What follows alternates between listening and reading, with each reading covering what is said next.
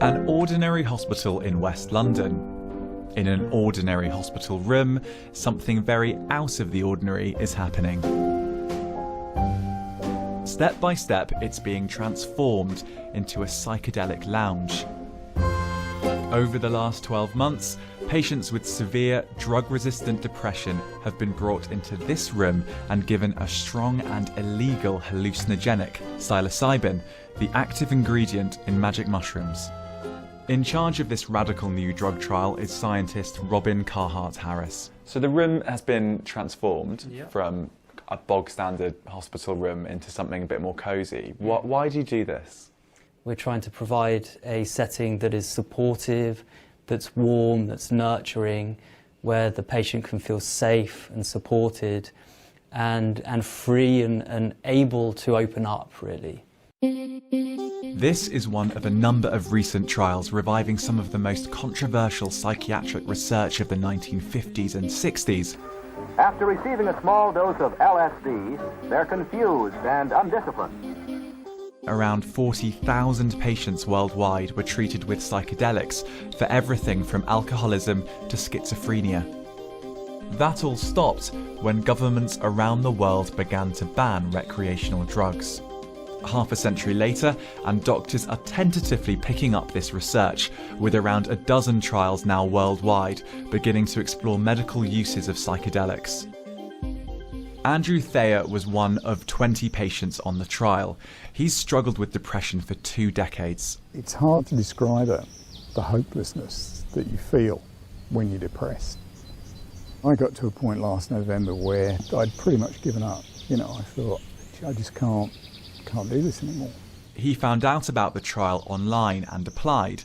To his surprise, he was accepted. That's how, 3 months ago, he found himself in a hospital room in West London, being given a Class A psychedelic drug. And the environment, you know, it's completely as you want it. So if at any point you just decide that you don't want the music, that's fine, we'll turn it off, or, you know, it's whatever you feel is comfortable. Ros Watts is a clinical psychologist who helped guide patients through the experience. I was surprised at the level of his suffering, because when we met him, he was such a charming, kind of so sensitive as well to other people's needs and so great at conversation that it was difficult to see the suffering at first.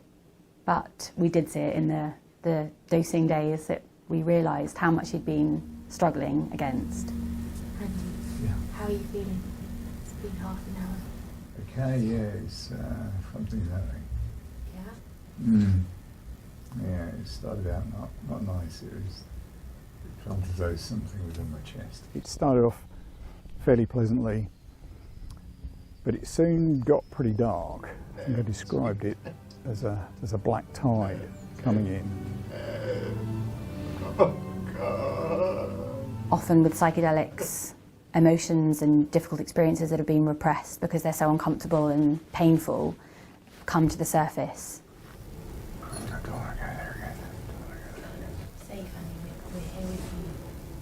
Try having a look, opening your eyes very gradually, and try just looking at the rose. I was still feeling a wee bit woozy. Ros said, just concentrate on this rose, a life of its own, and was definitely trying to communicate that everything's fine, everything's beautiful. It's worth saying that patients had a variety of different experiences, and Andy's was darker than most. It was unclear at the time what long-term effects these trips would have. Today, scientists published their results in The Lancet. So these are the results from the study so far, 20 patients now.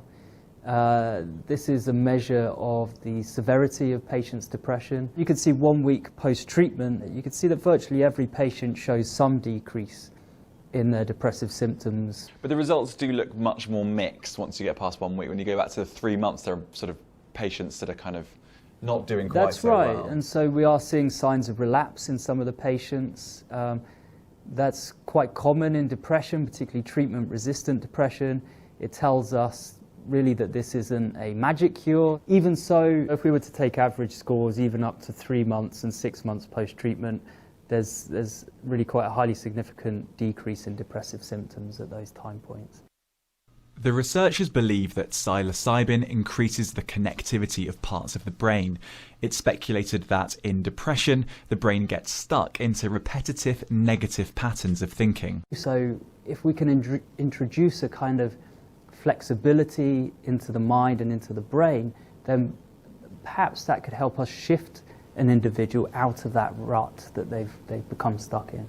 The problem is, at this stage, this is only a theory, and the study itself is not without its difficulties. There is an ethical issue here, isn't there, of taking people who are very severely depressed, taking them off antidepressants, giving them a Class A drug, and then not giving them the therapy that they might need afterwards.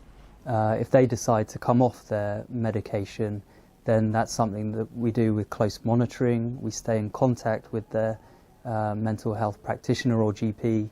And I think people should consider that if ever they think, you know, I want to go out and find some magic mushrooms and I have to come off my antidepressant medication. I think to do that is quite dangerous, and in the context of this trial, the way we did it was with some very careful monitoring. I think what I'm experiencing are aftershocks, you know, because even now, you know, I'll have good days and bad days, but some of the good days are outnumbering the bad days, and I'm off antidepressants, you know, and I wouldn't have thought that was possible. On the whole, I think it's moved me into a different direction. You know, it's kicked me out of the rut, as it were.